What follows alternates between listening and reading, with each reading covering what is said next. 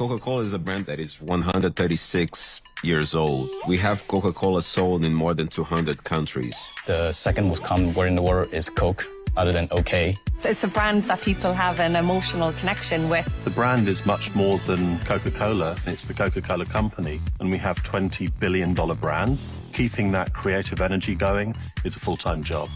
We are not a new brand, we are a legacy brand, making sure that whatever we do is respectful for what the brand stands for.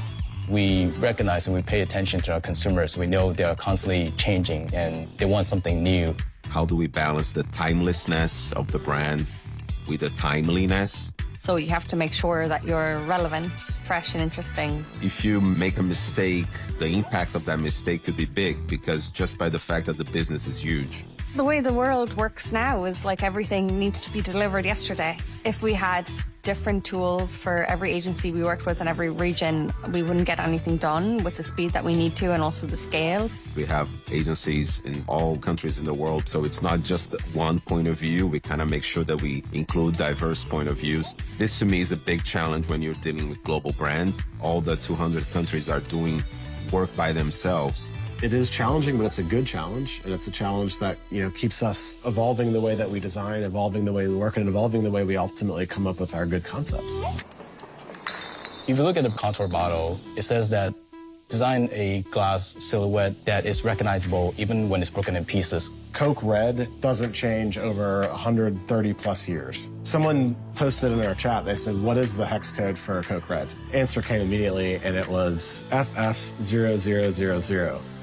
And I looked at it and I said, nope, it's F40000. If you don't know it and you don't use it every single day, there can be version control issues. People know what something looks like so clearly, like our Spencerian script and our colors. You start to ignore it. Fixed and flex is actually something that we talk about, ensuring that some elements are fixed, but then where there's opportunity to flex depending on that market. We're not going to change our logo. We stay true to that, but we want to remix it in ways that it's interesting to people. What I love is that the tools are all integrated. The moment that we go into motion, photography, and imagery, this could all be part of the same experience that we're designing for Adobe Creative Cloud. The integration between the tools is perfect. Adobe is very centralized to everything we do, regardless of your design discipline. We all have this common tool that we use. When we're working with many different regions, you kind of look for that universal language. If we're literally speaking a different language, that I know if I get a file that I can open up and I can read it. It's really helpful for us to be able to share assets to anyone who needs them, who don't have the fonts and the logos and the correct color palette. We use Frame.io for all of our internal reviews as well as our external reviews. It allows for input from multiple people at different times. We use a lot of different tools for collaboration and also libraries to keep all of those assets in one place. We want to have consistency across all the different user experience touch points. The work of hundreds of thousands of people that came before me have allowed for this brand to exist in the way that it does. It's our responsibility to carry that forward for the next generation.